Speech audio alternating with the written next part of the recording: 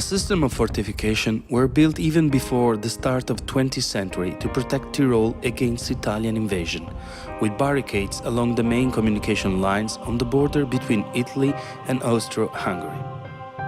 After 1906, new technologies and the appointment of Konrad von Hotzendorf as Chief of Defense Staff led to the construction of forts to protect Trentino, which were made with concrete and steel for resisting the onslaught of heavy artillery. The purpose of the forts changed. Whereas before they served just for defense, now they had real offensive capacity and were able to withstand prolonged bombardment and could protect and house a large number of soldiers. The construction of the forts on the plain of Folgaria, Lavarone and Luserna started in 1907, forming at once a perfect barrage well served by communication lines such as the Trento-Rovereto and Trento-Caldonazzo Railway, the military roads and the two cableways of Monterovere and Folgaria. Water being limited on the plain, it had to be channeled from Valdastico with large automatic pumps and tanks. The land for the construction of Forte Belvedere was bought from farmers, and many local workers were employed by the Austro-Hungarian army to design and create the fort.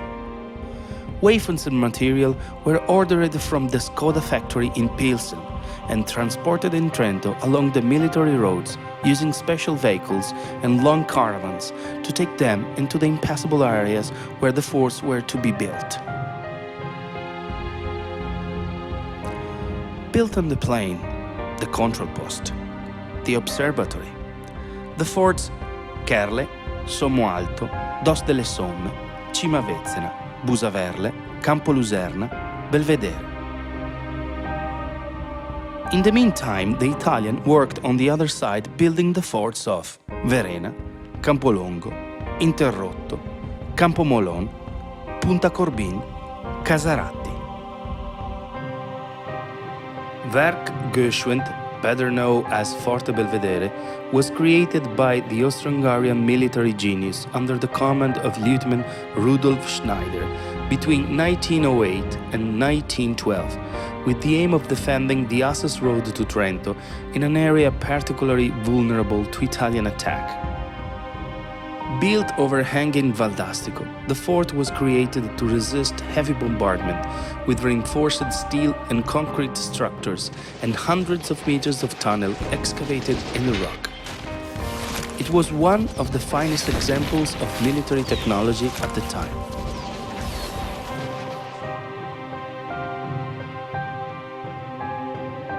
Its structure was complex and comprised a main three-story building, pillbox, made of reinforced cement, from which branched off underground tunnels leading to the advanced forts dominating the valley at strategic points.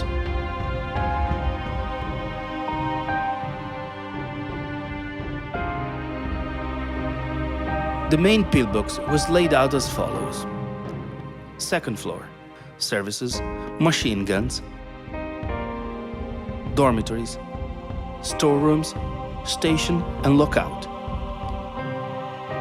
First floor, services, first aid, dormitories, storerooms. Ground floor, powder store, kitchen, telephone exchange, power generator, accumulator room, also a morgue, offices, a guard room, and workshop. At Forte Belvedere, there were 3 advanced stations with 3 small forts, each with a 2-meter thick roof. The entire fort was equipped with 22 machine guns. The forts were interconnected with lit tunnels. To this day, the network of tunnels in the rock leading to each part of the forts extended several hundred meters. The main purpose of Forte Belvedere was to guard Valdastico and light up the Italian road on the other side. All the Austro-Hungarian forts were protected by trenches and barbed wire, and communicated by telephone, optical telegraph, and with flares. the station of Forte Belvedere was in direct contact with Luserna, Monterust and Kerle.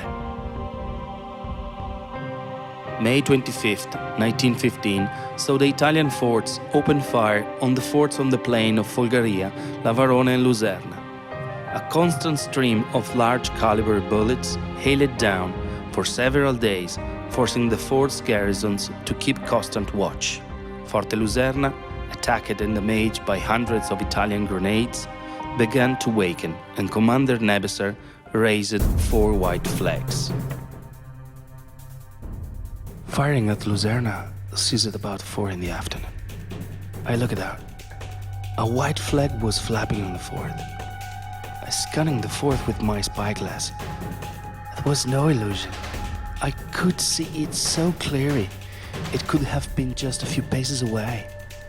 A large white cloud flapping on a pole. What a madness!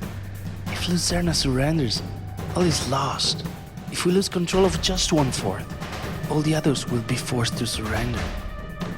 I know this for a fact, and so does everyone else. But the commander of Luserna should know it best of all. This must be a case of either madness or betrayal.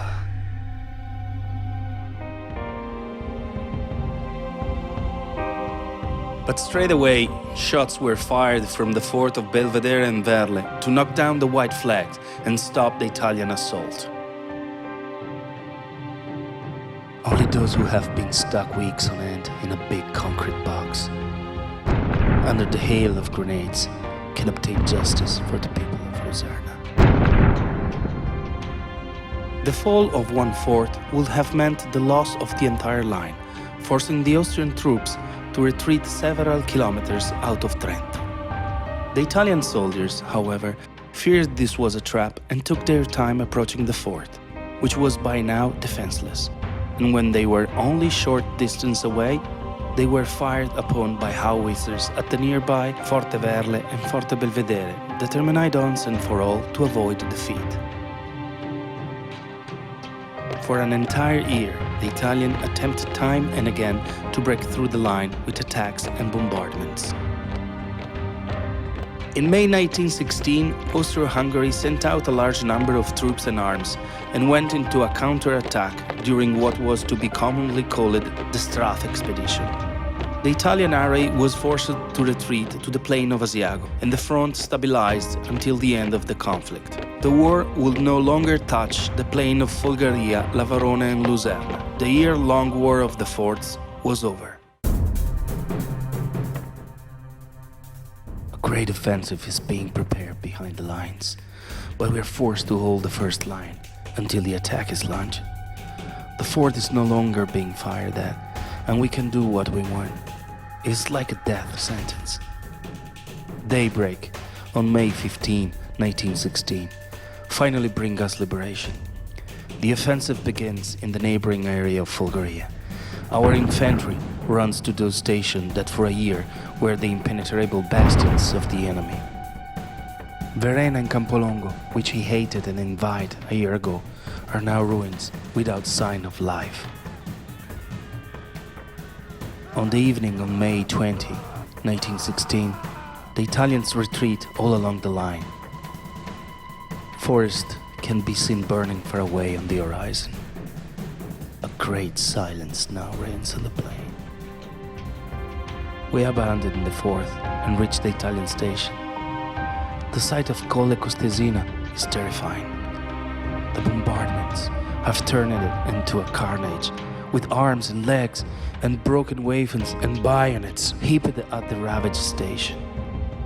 Mutilated bodies can be found in the demolished shelters. More than 3,000 dead lying in a forest of broken trees behind collection of rocks and fields riddled with holes. It is a scene of indescribable destruction. We return to the fort with our hearts changed and our anger gone. The fortified line of Lavarone, Folgaria, responded more strongly than anyone could have dared hope. The enemy beat against it not for 3 weeks, but for 12 months. Cima di Vezena, Verle and Luserna were reduced to rubble. The other forts, Belvedere, San Sebastiano, Sommoalto and Serrada, suffered serious damage, but the enemy still did not succeed in breaking through the first line of defense.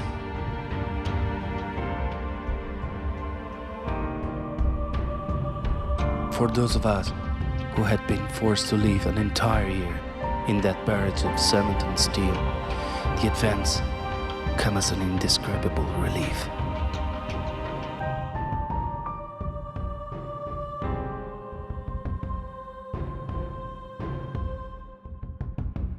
Forte Belvedere regained its full power to stand guard behind the lines until October 1918. In fact, the Italian army, led by Marshal Armando Diaz, caused the fall of the Austria's Western Front by winning the Battle of Vittorio Veneto.